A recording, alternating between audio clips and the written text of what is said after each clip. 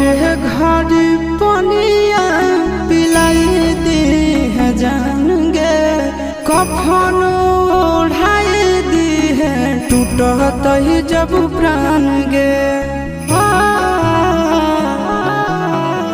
मोरे घर पनिया पिलाई दी है जान गे, कफन ओढ़ाई दी है टूटत ही जब प्राण गे। हगे हमारा से तोरा जाती प्यार होता भेंट साक्षात कर लगे।